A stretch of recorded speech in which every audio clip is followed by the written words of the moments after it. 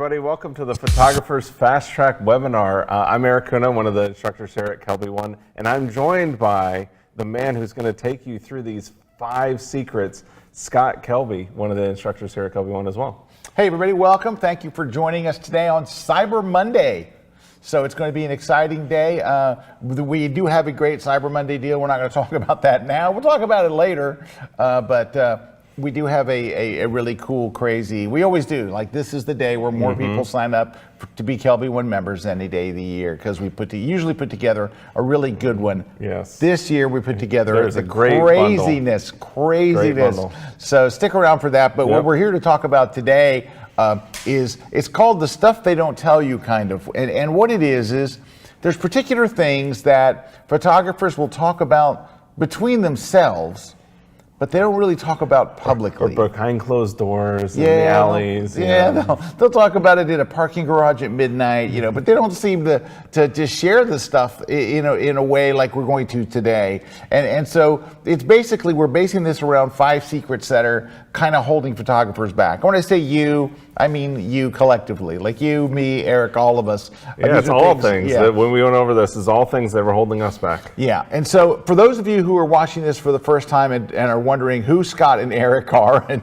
who Kelby One is, we're going to briefly just tell you we have been since the 90s running an educational institution, if you want to say it, for it's an educational community for Photoshop, photography, and Lightroom, and we've been doing it for many years. We've had hundreds of thousands of students. We've invested a tremendous amount of money in doing things like you're seeing here. When we do these classes, we're out on location. We're taking you right into the thing. This is out there shooting rockets at NASA. Yeah, and so right we're showing you how to shoot drone photography out in the northern Italy. Here we are in France. Doing iPhone photography. We're out and doing landscapes, and we're on location where you're right there beside the instructor. So it's a different level of learning. It's a different type of immersive learning. For example, if we're going to teach you how to shoot on safari, we're literally going to Africa. You're right there beside the instructor. You're hearing and seeing everything as it happens. If we want to teach aviation photography, we're flying a squadron of World War II warbirds off the coast in formation, where one of the cameramen's in the chase plane, one of them's right there with you with the instructor, and you just see how it's all done from beginning to end. So we take a lot of pride in that. It's kind of our thing, and we release a brand new class every single week and have for many years, which is why we have more than 1,000 full-length courses and a who's who of photography instructors, some of the best names in the world, and it streams on demand. That's us. That's what we do. And that's who we are. And before we go on to That's Us, also let me talk to you about Scott Kelby here. Because I hate this part. I know he hates this part, but this is the... No, go one up on him. Don't show one me. up on me. There you go. He is the #1 book author in photography. He has the #1 best-selling book, over 1 million copies. This is aptly named the Digital Photography Book. It is the Bible for digital photography, and it's sold over 1 million copies. He also started Photoshop World years ago. We've been teaching that forever. And also the Worldwide Photo Walk. We do a photo walk every year with our members. You speak all over the country at all the different events for Adobe and Google and Canon, all that stuff. Sold out workshops. Tons of awards you've won over the years. You're a professional photographer in your own right. All that, and he's the training director of Kelby One as well. So thank you, Eric. It's just like I wrote it. Yep. Anyway, don't go one up on me. All right, let's get on to what we're going to talk about today, which are these 5 secrets. Now, I want to give you a heads up. You're going to hear some controversial stuff. You're going to hear some stuff that if you're watching this, I know that some of you get together in groups to watch this stuff, right? I know sometimes photo clubs watch this and people get together. There's going to be times where everybody's kind of looking at each other like, what did he just say? I just want to give you a heads up. Like I said, this is the stuff you don't hear talked about very often. And part of it is because it is kind of controversial. So just want to give you a heads up. All right, let's start off with a little warning. Sorry, let's start off with the first one, because I think this is the thing that slows a lot of photographers down. It slows their growth, it slows their progress, and it is this gear speed bump that we hit. It is very easy to get sucked into the gear aspect of it, and when you believe that, oh, this is very hard, and I read these articles and there's just so much about it. Here's the thing. It's way easier. Photography today is way easier, but it seems like the community has tried to make it seem way harder than it is. Like they've tried to make you think this is kind of unattainable. It's only for us special people. And I mean, you can learn it, but it's going to be many, many years, and you're going to have to pay your dues and all, which is the way it used to be. And it did used to be photography was very hard, and we'll talk about that in a minute. But today's cameras, gosh, they make it so easy. Like today's cameras, they have computers inside them. That's why there's a screen on the back. And so taking a good shot today, you know, is not like it used to be. It's actually quite a bit easier. But I think it's so easy for us to get worried about all the settings and all the menus and get sucked into that world. But I want to prove to you that that's not what the issue is, because I think that you would probably agree that you can take a pretty good picture with your phone, right? In nice light and stuff, you can take a really, really good picture, right? So here's what I would ask you, and that's a phone picture right there. Here's what I would ask you. What were the settings you used to take that picture? You don't have any idea. We don't even worry about settings when we're with our camera. You know what we worry about? The important stuff. We let the camera take care of all the settings. All we do is basically just tap and say shoot, right? And that's it, and it takes the picture, right? And so the thing that the camera companies have missed and that the phone companies have done is they have nailed simplicity. They've absolutely nailed the art of making the photography, the actual taking of the photos, really, really simple. Now, DSLRs and mirrorless cameras, our biggest advantage is the screen on the back. Right? We can see if our subject's eyes are open or are they closed, and did the flash fire, and all that different stuff. You know what it was like when I started photography? It looked like this. Oh yeah. That was it. I was shooting film, and I would take a shot, and I'd go, I hope that comes out okay. And you wouldn't know sometimes for days whether the shot even came out. Or you'd line up the film wrong, and then it'd be half on one frame, half on the other. You wouldn't crank it all the way. You'd get it one frame, it's half. And then you'd be done. But you wouldn't know about it until it was finally done. Your best case scenario was it was done in an hour. Yeah. But otherwise, so you found out the hard way. But the simplicity of the cameras. Imagine if you could take that simplicity and apply it to our own photography, right? Mm-hmm. So if you want to take a picture with your phone, right? And like you tap on it and it sets the exposure, and like you used to go, I want this building to be in this cathedral, want it to be in focus, right? But what if you want to make it darker? Like what settings do you have to do? You don't have to do anything. You drag your finger down and it gets darker. You want it brighter? You just drag your finger up, right? Right? That's it, right? It's very, very simple. You drag down, you drag up. It's super simple. It looks pretty much like this, right?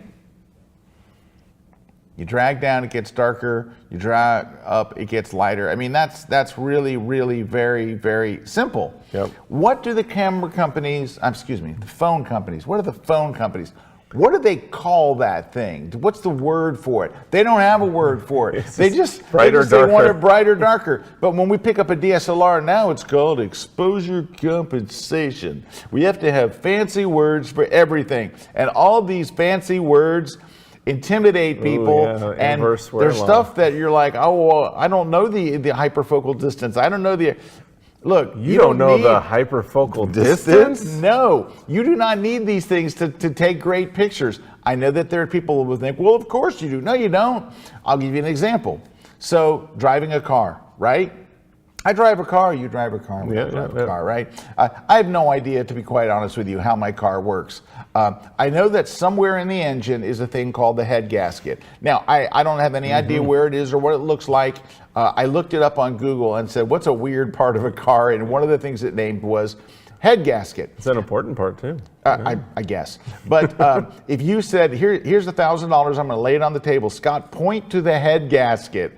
Yeah, I would have no idea. I would not know what to point at. I'm not even sure there's a head gasket in this picture. I really have no idea. But despite the fact that I have no idea how their underpinnings work, I can still get from point A to the most important thing, port B. The point B where the really important things in my life are there, I can get there without knowing all the nerd stuff that happens in my car. And I think it's the same thing with photographers. I think we can get from where we are to the kind of pictures we want to take without having to uncover the math, because We do it all the time with our phone. Why can't we do it with our other cameras? All right. That's a great point. So the problem is we spend way too much time worrying about our gear and our settings, and we spend way too little time on one of the things that will actually make a huge, huge difference, and that is learning the art of composition. This is one of the most important things. It is so critically important. It's crazy important, right? So let me give you an example. You've heard of the Eiffel Tower, right? In Paris, France. It was built for, I want to say it was the 1910 or the 1912 World's Fair, right? It was built for the World's Fair. Now, when they built that thing originally, the Parisians hated it. They hated it. Do you know why? Because the French hate everything.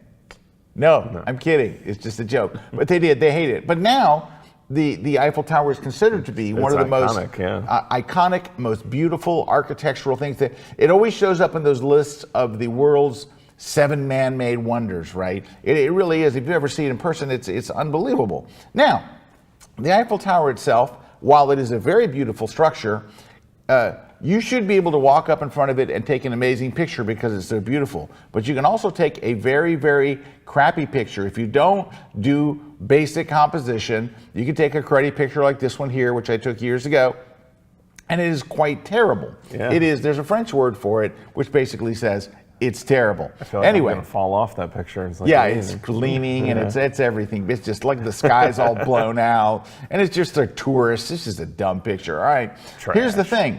So you can stand in front of something amazing, but if you don't apply just reasonable composition to it, you can still make a bad picture. But what if you were really good at composition? Then you could stand in front of everyday things and make really great pictures. For example, if you're good at composition, could you go down to the docks, get a picture of a guy pulling a rope, and make like an award-winning picture? Well, Jay Maisel sure did. This is one of my favorite pictures of Jay's, and this is him. This is the guy down at the docks pulling a rope, and gosh, I cannot imagine how many times Jay has sold this print. And this is one of those images that people will literally study online. They will literally, in schools and colleges, they will look at this thing and they will study the compositional choices he made and stuff. When you get really good at composition, you can turn everyday things into magic. But at the end of the day, and I want to frame something really important here. Photography is going to come down to two things, and none of them are your settings. All right, it's going to come down to two main things. The two main things are, number one, a lot of the success of your photo is going to have to do with what you're standing in front of. If you're boom. This is big. Ouch. This is big, and this is one of those things that photographers that's a big one. They do not talk about this. They just don't. They don't talk about it because it's very like, ooh, I don't want to admit that what I'm standing in front of. It's hard, but it's true. If you're standing in front of this, and this is a wonderful picture that my friend, colleague, and Kelby One instructor, Karen Hutton took, and I asked Karen if I could use this image because I love this image, and it's like, if you're standing there, that's probably the picture you're going to get. In fact, you could probably train a monkey to run up your tripod and press the button to get a snack and take the picture because you're standing in front of something so amazing, right? Just set it on a tripod, aim it towards the mountains, and click, right? But what if you're standing in front of this? And that's pretty much what you're going to get. What if you're really good at composition? Well, it's going to be a better, slightly better version of that.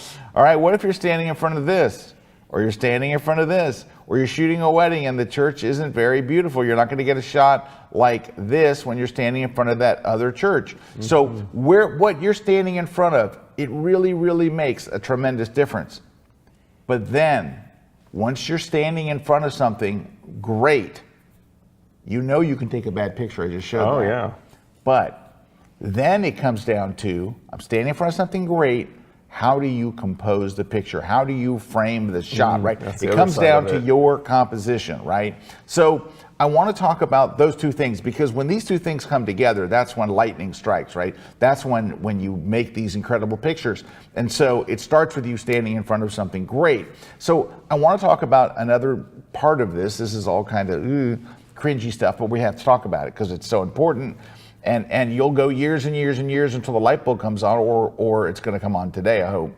And it's the truth about the quality of your subject, okay? And I have some examples, so maybe this will help. All right, let's take a look at this first shot. This is a food shot taken by a professional photographer.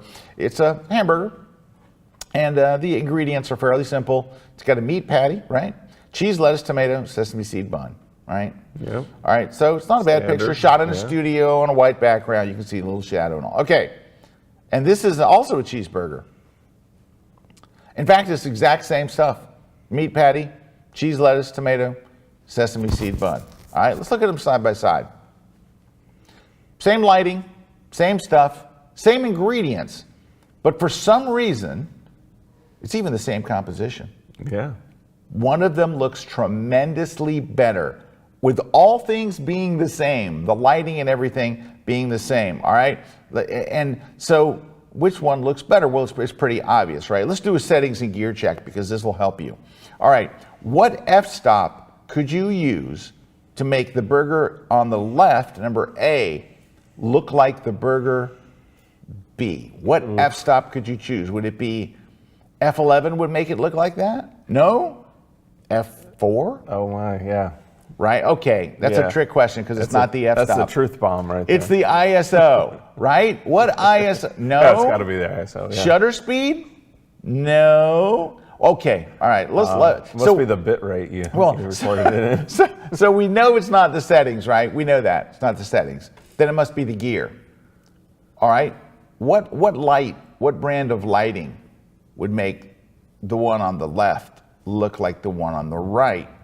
The fact of the matter is the photographer on the right that shot B is standing in front of something that looks better. The quality of their subject is dramatically better. So they are going to use the exact same techniques as photographer A, but they're going to wind up with a better shot. Now, which do you think people would think would be better?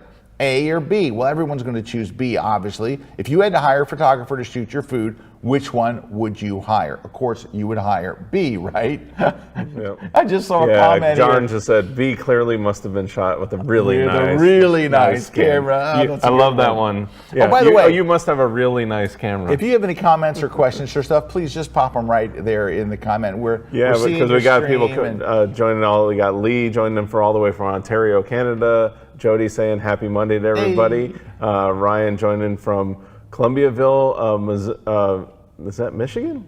Michigan. Yep, Michigan. Yep. And then Jay saying hi to Scott and Eric. Hey, Jay. Stu saying hi. Stu. Hey, Stu. Bonnie, look forward to this. Watching from the Cayman Islands. So we got people all over the place. Carissa's here from Atlanta. All right, so feel free to leave us comments and stuff. We would love to hear from you. Even if you just want to say hi, that's cool with us. Yep. All right, so if you're standing in front of the burger on the right, B, you're going to get a better picture without different settings, without better gear, without different lighting, because you're standing in front of something better. If this is what you're standing in front of, you're probably going to get this picture. If this is what you're standing in front of, you're probably going to get this picture. So what you're standing in front of makes a huge difference. But we've looked at landscapes. Let's look at people, right? We looked at food and landscapes for people. All right, so this is a shot I took years ago. Just a simple, natural light headshot, right?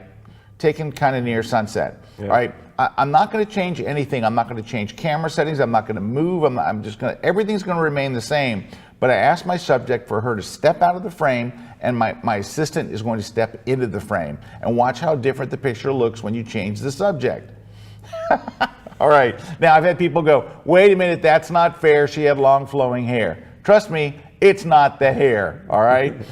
So there's not a setting or an f-stop or anything that's going to change Melvin into Dylan, right? It's not the settings, it's not the lens, it's not the quality of the photographer, it's the quality of your subject. Now, I'm going to bring you up a quote that a gentleman slipped me on a piece of paper when I was having this talk once in front of a live audience. Well, not like you're a dead audience, but you know what I mean. And in person, I think is the word, in person, right? He probably thought he had you on this one. Right. So yeah, he said, how about showing how it's kind of a mean comment. Anyway, but it's the last line, shooting pretty people is easier. And here's the thing. Actually, it's not. Nope. You use the same settings and the same camera and the same lens and all. It's just that the results are so much better. Yep. Now, I don't want you to leave this webinar and say, I just saw Scott and he said, only shoot beautiful people. No, you don't have to shoot beautiful people. You can shoot not what Scott said. Interesting people, right? It's the quality of the subject. It's not the beauty of the subject, but interesting people make really, really interesting photos. And I think that's important to keep in mind, right? Interesting people, interesting places, interesting things make interesting photographs. That's really what it comes down to. So I don't want you to think it's just beautiful people. And by the way, I mentioned Jay Maisel here. There's Jay right here. All right, a living legend. Window light, yeah, living legend of American photography. All right, so just as an aside, just to wrap up this little portion here. So a buddy of mine was the lead photographer at Kraft Foods, right? And Kraft Food makes what happens to be one of the greatest foods ever made, Kraft macaroni and cheese, which is not only an American institution, but one of the greatest foods ever made. Still eat it to this day. You're raised with it, and then it raises you. Yep. Anyway, I got to go up to their studios in Chicago, and I got to take a tour around, and he pointed something out to me. So they shoot their own photography, they have their own food styles and all. And he goes, have you ever looked at the box of the Kraft macaroni and cheese? And I'm like, yeah, yes, I have. I've seen it many, many, many times. And he's like, did you ever notice when you look at the macaroni, not one of the little eyes, the little holes that are in macaroni, are ever facing the viewer? That's because a food stylist at Kraft takes a pair of tweezers and turns every single macaroni so none of the eyes are looking at you. Why? Because it doesn't look as good when the eyes are looking at you, right? Right? So here's the thing. How it looks matters. Yeah. If you're standing in front of a bowl of macaroni with all the eyes facing away, it looks better. So it's an important thing for you to realize. The quality of subject is going to have a big, big effect on the quality of your photography. Now, that's part one. So what happens is when you have a great subject and then you compose it great, that's when the magic happens. I want to give you an example. So over the years, I've been able to be a judge for many, many photo competitions. Of course, I judged our own Guru Awards and the Worldwide Photo Walk Awards, which we just announced last week. Yep. And just all kinds of competitions all over the world. A lot of the judging used to be done in person. Today, after the pandemic, it's more, they send you a link to a website and you pick the pictures. But it's more fun to do it in person in a room full of people. And I wish everybody could experience this, and here's why. So I want you to picture we're in a darkened room. We've got a big, monitor on the wall, and we're looking at images. Now, we don't know anybody's name. We always make it blind, and no contest ever lets you see you're never supposed to be influenced. Unless somebody uses a watermark, which a lot of contests will let you do that anyway. Yeah, don't do watermarks. Don't do it. Anyway, so you have a clicker, and you get to see the next picture. So picture 12 people in a room, 10 people, whatever, and they're the judges. And you see an image come up, and you click, and you're like, okay. Yeah. Click. Okay. Click. Oh, I like that one. And that's what you'll hear. You'll hear somebody in the room go, oh, I kind of like that. Click. Click. And then you click the button, and simultaneously, 12 people, when the next image comes up, click. Ooh. The whole room at once. It's like a serenade. Yeah. And it happens instantaneously. Nobody's had time to analyze. Yep. Is it correct? Was it framed right? Nobody's ISO. There's no even what time. Camera brand. But that's the emotional response that happens when the quality of your subject and the composition, the two of those things come together. That's when you get that room full of people that go, ooh, like that's what it's all about, right? So anyway, that's the first couple of ones of these 5 things, but I wanted to start with that because it's so important and it'll have such an effect on what you do. Let's move on. Those are huge. Let's look at number 3, which is the post-processing in Lightroom and Photoshop, which is really, really crazy important. More important today than it's ever been, right? And I want to talk about something. Let's go ahead. Since we're going down the controversial path, let's dive in with both feet. This All right. is so crazy. Let's talk about, ready? Let's talk about the truth. about sky replacement. Oh, we're going in deep. We're going deep now. So this is where, for those of you who aren't familiar with this technique, you shoot a shot on the day where maybe it's not a very nice cloudy sky, but then you put in your own sky. Now, we have been able to do this forever in Photoshop, and now it is a part of Photoshop. We've been able to do the technique if you knew how to do it, and sometimes it was quite complicated. Now it's completely easy. In fact, in a second, I'm going to show you exactly how to do it in Photoshop. But I want you to know how I came to the point in my career where I would actually do sky replacement. Because for most of my career, I wouldn't do it. In fact, up until recently, there was only 2 photos I'd ever replaced the sky on, and every time I saw those pictures, I felt a little dirty.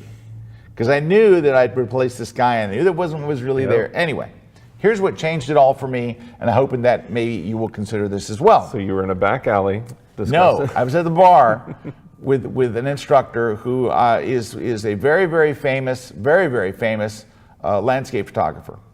And we're just chatting, we're talking about different stuff. We're doing, photography chat like you do, with your buddies. So I was talking to him, and we're just, and I said, one of his shots came up, and we were talking about it, and I said, oh, that shot, dude, the sky you got that day was amazing. And he goes, well, that wasn't the sky that was there. I'm like, excuse me? He goes, oh yeah, I replaced the sky in Photoshop. I was stunned. I'm on the floor, I'm in the fetal position, I'm blacked out, I just couldn't, I get up off the floor, I'm like, you did what? He goes, well, yeah, we do it all the time. I'm like, excuse me? Because that's cheating. And he's like, no, wait, let me get this straight. He says, okay, Scott, so you will fly out to a location like somewhere out west, like Utah or Monument Valley or whatever. You'll get up at dawn. You'll hike out there with a little headlamp on your head in the dark so you don't fall in a snake pit. And you'll get out there and you'll set up all your gear and you'll have done every single thing exactly right. But if a nice sky doesn't show up, you never ever show anyone those pictures. And I go, that's right. And he goes, you're stupid. And at that moment I realized maybe I am stupid, but I wasn't 100% convinced until I talked to a bunch of other famous photographers, and I'm telling them the story, and they're like, well, yeah, we all replace the skies. You do what? Some of the greatest landscape photographers, people that you and I and all of us revere, they're all doing it, and they've been doing it for years. And what's the other thing that's interesting is some of them don't talk about it. Like, no. That's what we're talking about here. Some of them don't talk about it. They'll never talk about it. They'll never tell you, but they've been doing it for years. And this is a big secret. So it kind of reframed it for me, all right? And then, of course, in the last couple of years, Adobe added it as a feature, and it automatically masks the foreground and the sky and everything for you. It does an amazing job. Let me just show you how it works, because when you see how easy it is, it's really easy. Here, let's jump over to Photoshop and take a look real quick. All right, so all you do is you go up here under Photoshop's Edit menu, and you go right down here to Sky Replacement, right? Now, whatever sky you used last will automatically appear as your new sky. So that's the last sky I used, and boom! And look how it masked it all behind the statues and everything. And if you want a different sky, you just click on it, and let's try this one. Boom, done. How about this one? Right? Oh, how about this one? Okay? I know, it's crazy. And you can control so many things. You can control basically everything from the brightness of the sky to the color. You can even change the scale. We can make the sky larger, or we can flip it to match the lighting that's in the scene already. And there's other controls and stuff, but that's literally how easy it is. That's it. That's it. It's become so mainstream that it's just a standard feature inside of Photoshop. Now I want to give you a tip. Here's the tip. It comes with a bunch of sample skies. Don't use their sample skies. Don't use Adobe's, because Adobe gives you, 10 skies, 15 skies. Everybody's seen those skies. They're going to look at your shot and go, yeah, those are the first skies that everybody goes to pick. That's the sky from Photoshop. Yep. They're going to go on Instagram and call you out. So use your own skies. You can shoot your own skies and just import them in there and put a little folder. Super easy. There's a little checkbox. You just add them in and drop in the folder, and you're done. It's just that easy. All right. All right, let's move on to number 4. So that was number 3, is getting your head around how important that is. Now, a little bit later, we're going to talk about the photographer's fast track. And in that fast track, I do an entire section on teaching you exactly how to use Lightroom or Camera Raw. If you use Photoshop's Camera Raw, if you're not a Lightroom user, it's the same thing. I show you exactly what to do first, what to do next, how to go through the whole process. We'll talk about that later, but that's how important that is. And getting good at this stuff is, number 1, absolutely critical, and number 2, I can make it so easy for you that you could know what to do. You could have all of that today. You could learn and feel confident in what you're doing today, but not yet. Let's move on to number 4. One thing to clear it there is the post-processing has been always a thing. It just was in the darkroom. So just saying the people that were good at post-processing back in the day were good in the darkroom. They were really good in the darkroom. Ansel Adams was a wizard in the darkroom. The stuff he did in the darkroom was amazing. It's very important. So what else is very important for us to learn? And number 4. And so this is one of those kind of controversial topics. I get an email from a guy one day, and he said, Mr. Kelby, I'm in this photography forum, and he says, this guy wrote in there that he had done a photo shoot, and he maybe shot, I'm making up the numbers because I don't exactly remember the ratio, but it was something like this. He shot 400 photos, and he had 125 or 130 keepers. And he's like, holy cow, Mr. Kelby, I'm not getting anywhere near that. Am I a bad photographer? Should I just give up? And I'm like, whoa, whoa, whoa, whoa, whoa. So that's the question, and this is an important one to ask yourself. How many keepers should you get? Well, there's not an official number, right? There's no official number, but I know somebody who's pretty good, and he's got a pretty good idea on how many that you should get, right? What he's basically saying is, and he's done pretty well with this. Yeah, pretty well. We were just talking about his darkroom skills. Yeah. So it basically, if you can get one really good image a month, you've got a good crop for the year. One good image a month, right? And so I think the problem is why we get down on ourselves and why we overthink all this and think, why am I getting so few and they're getting so many, is because of this. You go on Instagram, right, and you see a great shot and another great shot. On Facebook, here's a great shot, there's a great shot. Somebody's portfolio, great shot, great shot, great shot. The problem is, we're seeing everybody's great shot, but we see all of our shots. We see all of our bad shots. So if we shot 400 shots, we see hundreds, literally, of our bad shots. And it starts to make you think, oh my gosh, everybody else is doing great and I have all these terrible shots. They're only showing that one, right? They're not showing, here's the bad ones. They're going, here's my best one. But we only see that one, right? And this is how photographers are. Yeah, this is how we are. Get in our own heads. We beat ourselves up. We get in our own heads. And I'll give you an example of this. So my wife is a pilot, and when she was learning to get her pilot's license, she had a wonderful instructor, and his name was Fred. Great guy and a really, really good instructor.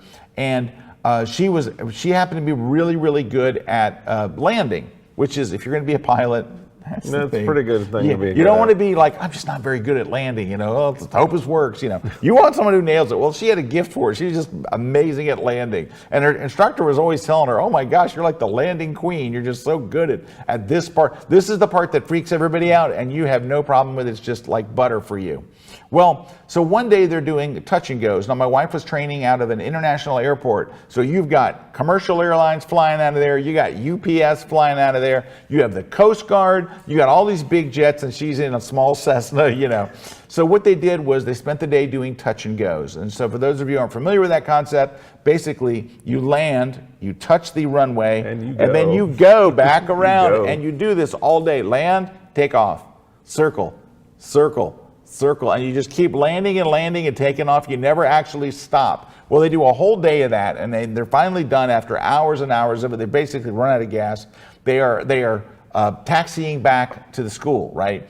And the instructor, Fred, says to my wife, oh, you killed it today. Your landings are amazing. They're really, really, really great. And she's like, oh, are you kidding me? She's doing what photographers do. Remember that fifth that fifth landing where I kind of hopped a little, and then there was that one where I really wanted to hit the numbers and I came in just after it. And Fred said something to her that was so on the money for photographers that I wrote it down. And this was years ago. I wrote this down. Here's what Fred said, and tell me if this isn't how photographers think, right? We don't judge ourselves against other photographers that have been shooting how long we are. We judge us against the greatest photographers and the best shots of the best photographers. That's what we do, right? And so when that guy asked that question, he was really asking, am I any good? I mean, I don't know. Maybe I'm not, because this guy's getting way more keepers, right? So it got me thinking. I'm thinking, well, I wonder how many keepers I get. So I went to a recent shoot, and I went to Lightroom, and I could see exactly what my ratio was, right? So it was a portrait shoot. I did 3 different looks. It was 428 photos total. And so how many keepers did I keep from this shoot? 3. That was it. I had 3 good shots. That sounds like a good professional ratio. And if I was going to share those shots, you would only see one of those 3, basically one from each look, right? Yeah. You'd see one from each look, so they all look different. I like to show 3 shots that are slightly different, right? They're going to be a completely different look, maybe different lighting, different background, different outfit, whatever, right? So then I also shoot sports. Well, I was shooting sports when he sent me this thing. Shooting sports a lot. I was shooting for a professional news wire service, and I grabbed a shoot to look at how I did there, and I took 1,800 shots in the NFL game. And Which is undershooting. It is undershooting. My editors told me that all the time, that I should have been shooting about 1,000 more. So I had around 30 keepers. So my keeper rate was 1.7%. But you got to realize, what am I really looking for, and what are we collectively looking for? If I do a shoot, and like Ansel Adams said, if I can get that one really one a month. Good shot, if I can get one, I'm really, really, really doing well. So don't beat yourself up, and understand that we're not going to get 500 good shots a year. But if you can get 12, you are really, really doing something. And you know what's interesting? You talked about that one in the beginning where the guy was saying, I shot 400 and I had 100 and some keepers, and that the other thing that I think a lot of people don't realize is those people that are saying that might not be discerning with their photography, right? I think that this is a better ratio. Yes. So that's where you have to get down to, is like Scott's saying, not looking for what the friend is saying that's getting 100 keepers. What are you wanting out of your photography? And it should be that one shot. Yeah, if I go on a vacation to some great place and all, I want to come back with one really great shot I can frame and put on the wall, right? I can get it printed, put it up on the wall, stuff like that. All right, now we're down to number 5. Now, I want you to stick around because we got some cool stuff coming up. Of course, we have our cyber deals, and I want to explain the FastTrack for you, because this is something we released maybe 10 days ago. No, a few weeks ago now. It's been a couple weeks now. 2 weeks ago, and it is a huge hit with our members. I want to tell you about it, so stick around, and I'll get right to it after this. So the question is, are you really practicing your photography? And this is a very interesting question, because and I'll relate it to some other things, because I think a lot of us feel like we are practicing, but we're really not. We're really playing. So for example, I'm going to use an analogy of golf, right? Because a lot of people play golf. All right, and this is, besides being a crooked shot, this is 2 people, and they're obviously playing golf. They're high-fiving. They're having fun. It's a beautiful day. Smiles all around. You know what? They're not getting any better at golf. 0. They're playing golfers. They're playing golf. They're playing a game, and they're having fun, and they're enjoying it. Nothing wrong with that. That's why we learn golf, so we can play and have a good time.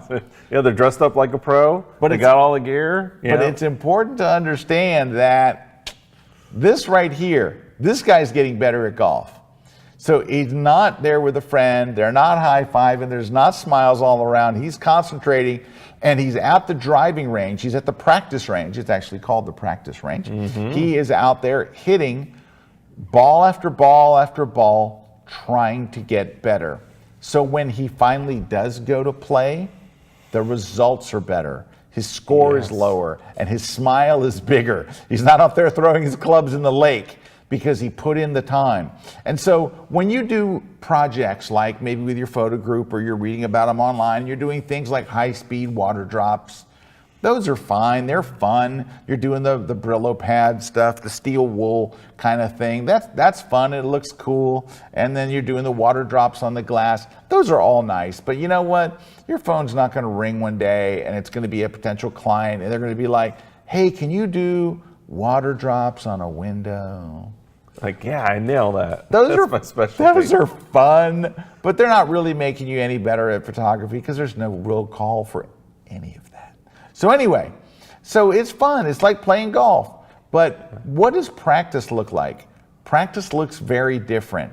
Practice looks like you getting up every morning and deciding, I'm going to work on a particular thing. Maybe you're going to work on your focus. Maybe you're just, I really, really, really want to get phenomenal at making sharp shots. Or maybe you want to get really, really good at shooting panos. So every morning you get up and you do the same darn thing. You go weeks after weeks, you drive out to a scenic location, you get up at dawn, you get up at early in the morning, set up all your gear, and you just practice and practice and practice until you get really good at it. You get so good at it that people go, oh, she's the best at panos. Oh my gosh, have you seen her panos? All right.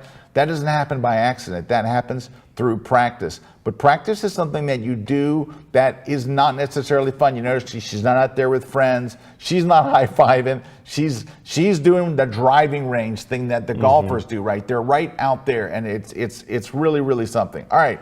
Now, I had a sad thing happen to me about, not my photography, though I've had that happen as well. But if you go look at my Twitter bio, right, it says, oh, I'm CEO of Kelby One and this and that and the other. And the last line says, and struggling guitarist. And struggling is, I think, the key word. So one day I go to my wife and I said, honey, I know I play my guitar all the time. I got to say, I don't think I gotten a lick better in the last 2 years. And she's like, really? And I'm like, really? I'm not kidding. I don't think I gotten any better. And she goes, but you're playing all the time. I said, I know. And that's what's so frustrating. And she goes, okay, so tell me about your practice routine. And I said, okay, here we go. I go in there, I pick up my guitar, and she goes, all right, and then what? You're doing scales? Uh-oh. No. You're doing speed exercises? No.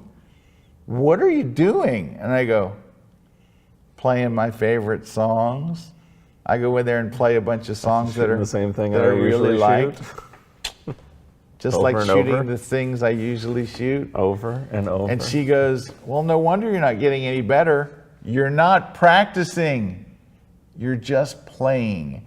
And it resonated with me as a photographer and as a golfer, and everything is like, practice may not be a lot of fun, but what it turns into is great fun. When you go out shooting, you go shoot a location, or you do street photography or portrait, when you get really great results and you look at the back of your camera and you see great shots, that is hard to calculate how much fun that is. Oh, that's yeah, when it's really that's fun. when all this stuff fades away. That's when the first part of our conversation about gear, it all fades away when you get to that point, because then you're like, well, I don't really need that. I've practiced this before. I don't need that fancy thing or this thing or that thing. I can get it done. Yes, and so it is a very eye-opening thing. And it's amazing the results of practice. Practice is the thing that's going to make the big difference. All right, so that's basically the 5 things that I wanted to talk about, those 5 secrets. I just want to spend 5 minutes talking about our Kelby One deal and this photographer's FastTrack,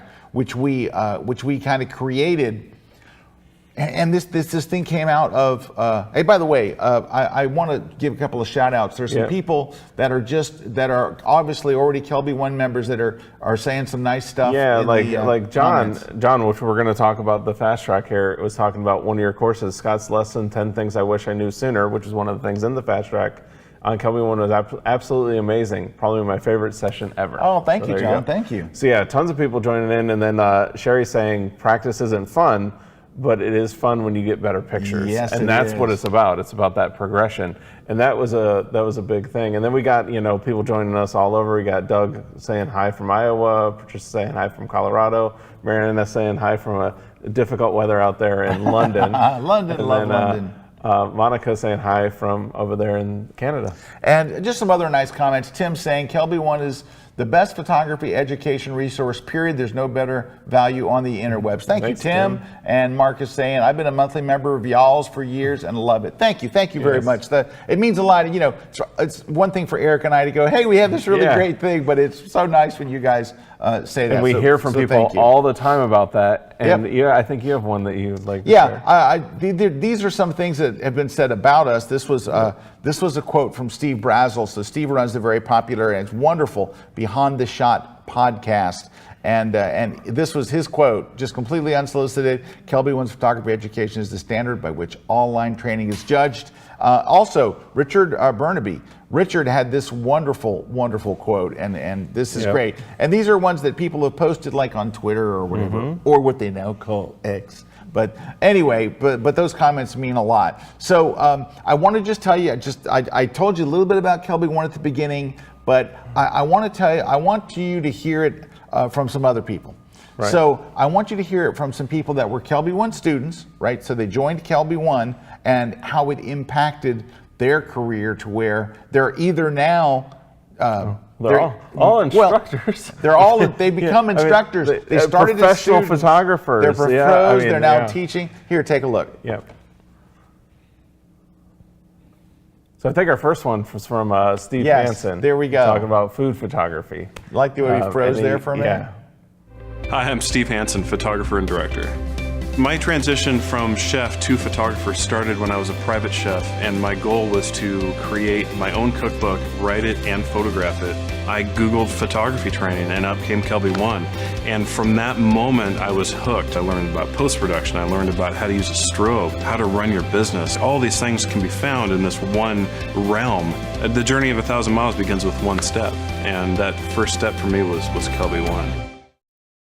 So you can see there, going from just, somebody who's starting out with it to now doing it professionally all the way through, and then teaching people. And teaching. We have classes from beyond him. that. Right. And that's where another one that's a great example is we have somebody who started out just getting into photography, got into a niche, a very small niche, and then has become basically the leader of that niche. Yeah, she is like the best known and so person you of this look at like in the all world. that. So check this out from Kaylee Greer. She's a superstar.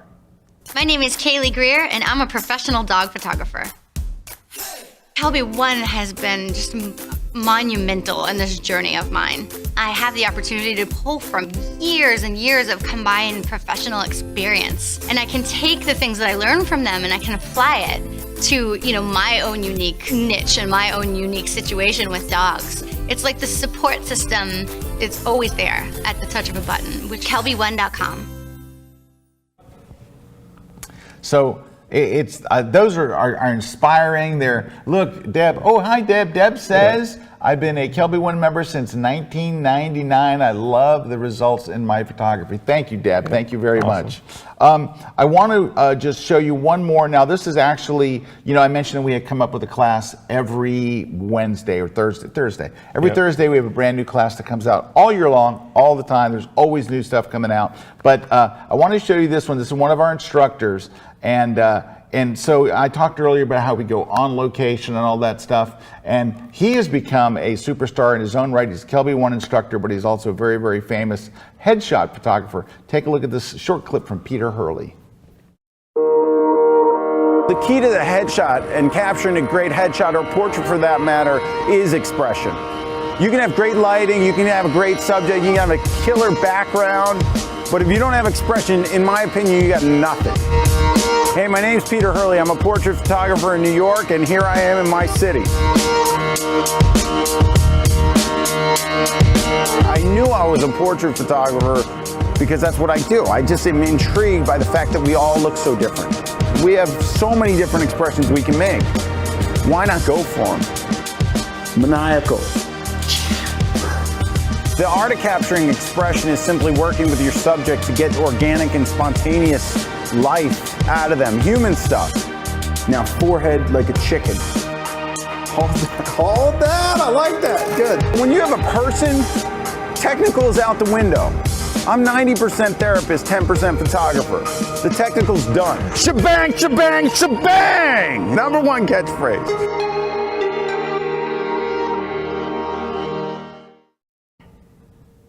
We have a ton of classes from Peter. Great guy and a wonderful instructor, and he's of course famous for, he started a whole revolution of how we do headshots today. All right, so anyway, that's just a little bit about us, but I want to talk to you about this photographer's fast track that we came up with, and it's very interesting because we came up with this for a very specific reason. So I talked to people, talked to a buddy of mine recently, and he's talking about how frustrated he is with his photography. He's got a very, very common story.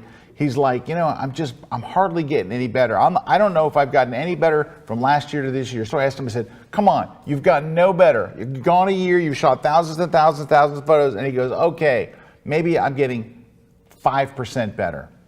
He goes, at this rate, it's going to take me 10 years to get where I want to be, to get good, where I really feel like, okay, I know what I'm doing and I'm feeling comfortable and I'm getting good shots on a regular basis, right? And I'm like, what can we do to help people in his situation to accelerate that learning? 10 years, 5 years is a long time to try to get where you want to be. And it's frustrating because he has good equipment, he's got good gear, but he's just not getting to where he wants to be. So, but it's not dependent on his gear. Yep. It's not dependent on that at all, because as we know, you could take good pictures with your phone, so whatever DSLR or mirrorless you have, it's better than that, right? So that was the thing. We just stopped at that point and said, hey, what could we design for photographers that would get them up to speed fast and make those leaps with their photography? Yes, and we designed this thing called the Photographer's Fast Track. Let me explain to you what it is, because it's a very focused thing and it really, really works well. Okay, so what you're going to do is you're going to take 5 classes. The classes are approximately 1 hour, and you're going to do this for 5 days, right? So it's kind of like a photography boot camp where you're getting in there and you're working hard for 5 days. Now, you don't have to do it 5 contiguous days. You can, if you have to do Monday, Tuesday, and then miss Wednesday, and then pick up again, it's fine. But it's 1 hour for 5 days. So you're going to work hard. And then after that, it gets easier. Once you get through that kind of boot camp kind of thing, then it's only 1 hour once a week. So if you can devote 1 hour a week to getting better at photography, we can get you there. But you're going to learn the bulk of this actually in just 1 week, All right, so it's 5 classes, 1 hour a day. And what I would ask you, because I know a lot of you are going to wind up in this program, don't jump ahead. Don't go, wow, that was a quick hour. Focus on one a day. Let's go to Tuesday. No. One a day. Wait till the next day. You got to let it marinate. Let it cook. Let it bake in the oven. Give it a day. Don't jump ahead. Just do that 1 hour. And I'm telling you, this thing has been such a hit. The comments that we're getting from our members that are going through this fast track are some of the best comments we've ever gotten. Yeah, as you can see, I mean, we've already had some, but you know, this is one that we had just recently. This is one that I saw in our member forum, and he's talking about the very first class. There's 5 classes, and I'll talk about those in a second. But there's 5. The very first one is on gear, and it's funny, and I saw another one of these today. I'll go look it up here in a second. All right, but it's the amount of things that he learned in the beginning. You think, because I'm only going to focus on 3 things. So he's watching with a professional. Watching with a pro. Who's going for a pro photographer, and that they're going, wow, I learned a bunch of stuff. Right. So the 5 classes, there's 5 different classes, and we'll talk about them here in a minute. But when you're done with those 5 days, all right, then you have 3 different options. So now you're standing at the crossroads. I've done the fast track, and I want to move on to the next part. What do I do next? Well, option 1 is this. We have learning tracks. So these learning tracks are based on common topics that people want to learn. Like it could be wedding photography or landscape photography, portrait, or flash, or whatever. There's all these different, you'll find them there on our member website. There's our member website there. And there's all different types of tracks. There's all different tracks. There's a Photoshop track, a Lightroom track, a fundamentals, headshot, portrait, landscape, and the courses are put in order. So it's curated learning. We put it in order so you'd be able to learn. So that's option 1. You can start in a track. Yep. So if you're interested in a particular thing like aviation photography or travel, you can just start on that track. It'll track your progress through as you go. That's number 1. Number 2 is we release a new class every week. You could just watch that week's new class. So every week, Thursday, here comes a new class. We send you a little email that goes, here's this week's class, and there's a trailer and all it there. might get you into practicing something new. Right, that might get you into trying something new. I can't tell you how many people have told us, I've never shot this before, but on a whim, I took the class, and now that's what I shoot, right? Yeah. And then there's option number 3, which is you can just hit the search button and search for any particular topic that you're interested in. Remember, we have over 1,000 full-length classes. They're not 1,000 lessons. These are 1,000 full-length courses. So you can picture whatever you want. You know, you could do sky replacement. Is there anything on that? And there's a lot just on skies and things like that. So you can just type in whatever you want. All right. So the 5 classes in the Fast Track are, the very first class is on gear. Why did I do gear? I've told you this whole webinar, it's not about the gear. That's why we get it out of the way first. I'm just going to teach you like 7 things that every photographer needs to know. It's the top things you need to know on your camera once you learn those. And this is the class that person was talking about, it's like, right? you need to know how to drive a car. What are those essential things? What are the things you gotta need to know, right? And I'm only going to teach you those. We're not going to do the rest. We're going on location. We're going to shoot it outside. You'll get the whole thing. All right, that's class number 1. All right, class number 2 is all about that important composition. It's called Crush the Composition. And it is, yes, I cover the rules of composition, but I do it very, very quickly because I don't think I spend 5 minutes on the rules of composition, because you can just look those up in the book. They're all over the web. It just takes a Google search. I'm going to teach you about something completely different. Now, I wanted to do this in front of a live audience. There are certain topics that you do that you need to be in front of a live audience. You need that energy and that feedback and stuff. So we put together a live audience, and I teach all these techniques. But I'm going to be showing you stuff that they do not talk about. This is the stuff that I don't see anybody talking about, the one thing that's going to make the biggest difference in your composition. So that's the second class. The third class is on the post-processing. I'm going to teach you my Lightroom 7-point system. It works for Lightroom or it works for Photoshop's Camera Raw, either one. This is a system that is taught in colleges and universities around the world, where my book on the subject is the textbook that they use to teach students, right, how to do this whole stuff. And you're going to learn what to do first, what to do last, why you're doing it, exactly in what order, and it will change the way. This is the one where you watch after 1 hour and all of a sudden you've got it. You understand what to do, why you're doing it, when to do it. I'm going to give you settings. I'm going to take you through the whole thing. It really is an eye-opening session. All right. Number 4 is called 10 Things I Wish I'd Known Earlier. Oh, I'm sorry. I'm wrong. It's called How to Critique Your Own Photos. That's the 4th one of them. It's called How to Critique Your Own Photos. Now, this particular class is about how to look at your photos and make sure that you are doing things technically correct, right? Now, you can do all the technical things correct and not have a great photo. You can still have a soulless, lifeless photo, but I'm going to make sure that your photos don't get ruined by having, technical mistakes. And I give you downloadable checklists for all different genres of photography that you can keep right there on your phone. So when you're out shooting, you can look at the checklist and make sure you're doing everything right. Then the 5th one is called 10 Things I Wish I Had Knew Earlier. These are things that if someone had just sat down with me and said, Scott, here's how it is. And again, it's in front of a live audience, and I did it just to go through these things and talk about exactly what it is that we need to do, why we need to do it, right? That's where we need to be. So I take you through the whole thing, and some of the comments on this thing in particular have been crazy. Yeah, I mean, we got a couple I want to go look it up real quick. So Bonnie's saying, I do love your tutorials. I love that I can see them over and over until I figure out every little bit. And that's one of the things that is great about having this online training resource, is that you can go back and watch this over and over. So it isn't like you're going to some live thing that you see once. You're going to have that throughout the entire year to go back to and draw from. Or Jody over here that's saying, I recommend you guys to every new photographer that asks me where's a good place, good beginning place. You guys are amazing. Thank you so much. Well, thank you, Jody. We appreciate it. And then Deb saying, I can't wait to start the FastTrack. My camera and OWCC have become dusty. I need to get back up to speed.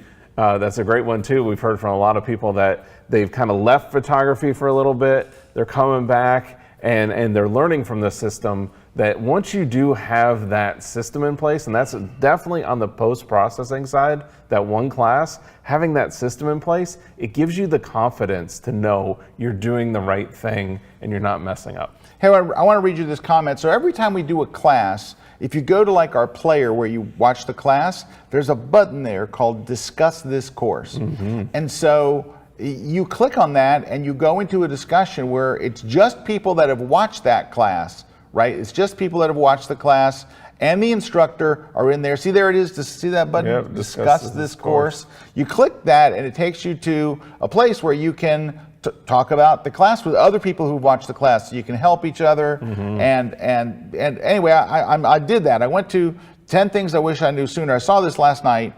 This is from Jackie. Jackie writes, when this class first popped up on the Kelby One site, I'll be honest, I didn't jump to take it. What? I've been doing this for 25 years. I figured, what should I have known sooner? Boy, was I wrong. What a wonderful, inspirational class it was for me.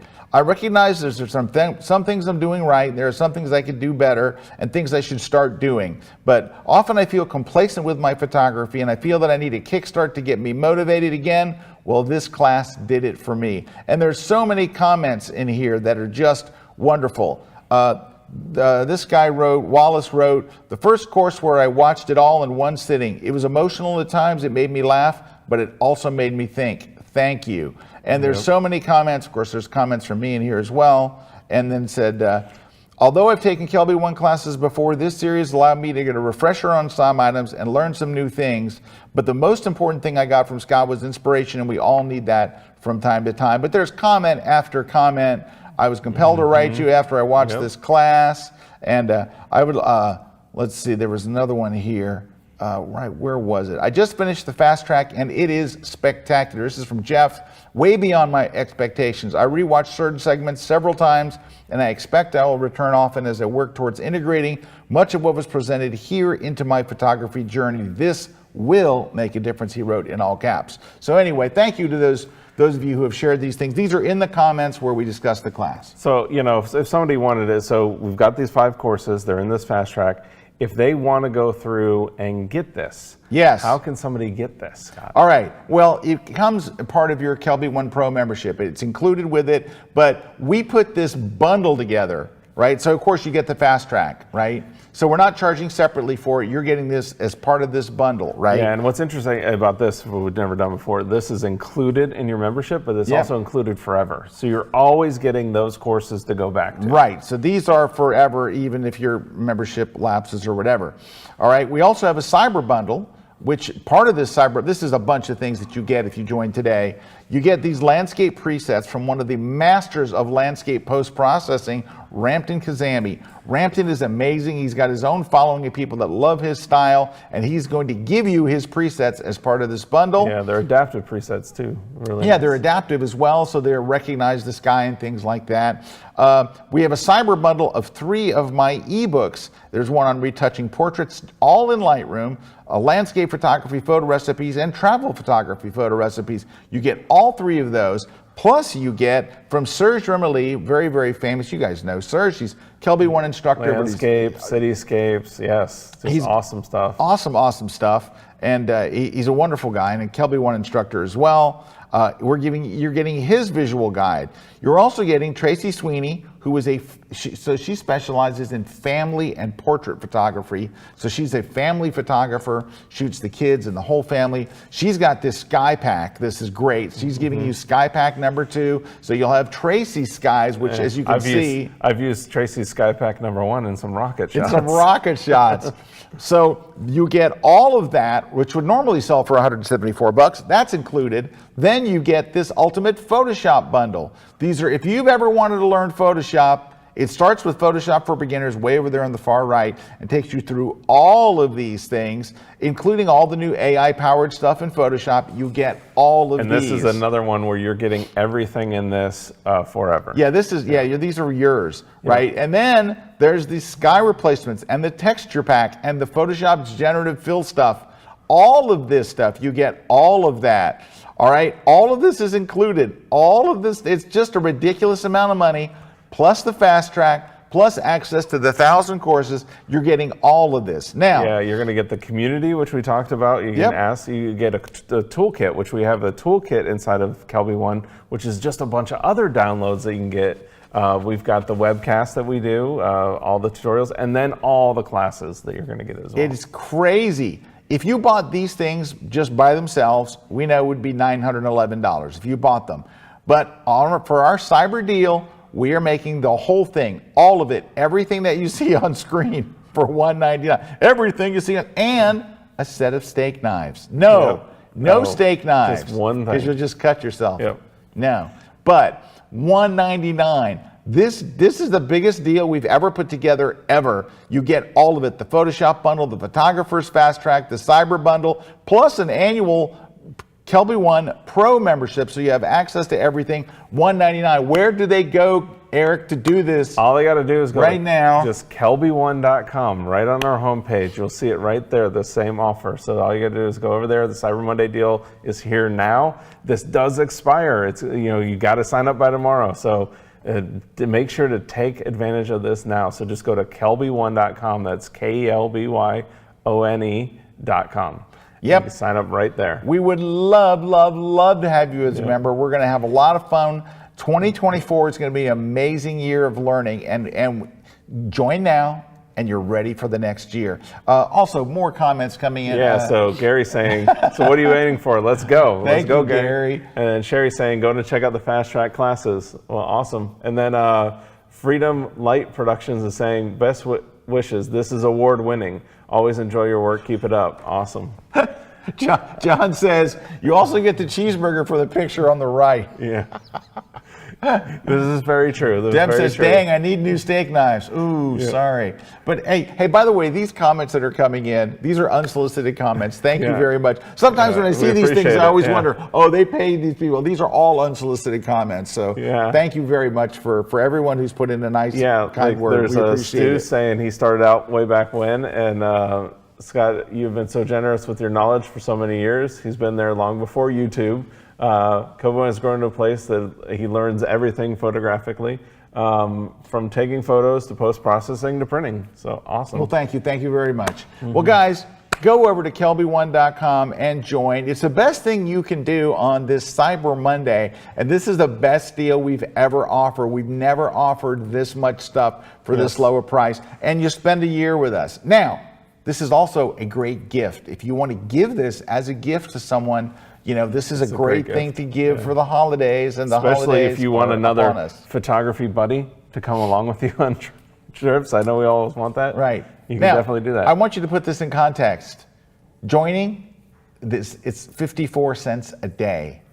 That's it. Is your photography worth 54 cents a day? You can't get a cup of coffee. Yeah, you can't get an empty cup. They won't even give you the empty cup for 54 cents, right? So it's not one of those things where they say if you just give up a cup of coffee a day. No, this is give up like 54 less than the cents. cup. Nothing costs 54 cents anymore, unfortunately, but this does. 54 cents a day and you are in. I think that's pretty awesome. And of course, we'd love to see you go through the Photographer's Fast Track. I'll see you, of course, online, and I see all your comments and your questions and stuff as well. Go to kelby1.com. Get on board. We'd love to have you here, and we wish you guys a wonderful holiday season. Of course, we'll see many of you online, and welcome to everyone that's joining Kelby One today. We are so happy to have you here. Thank you. We'll see you over in the community, or we'll see you also in one of our webcasts as well. All right. Thanks, everybody. We'll catch you next time. Take care.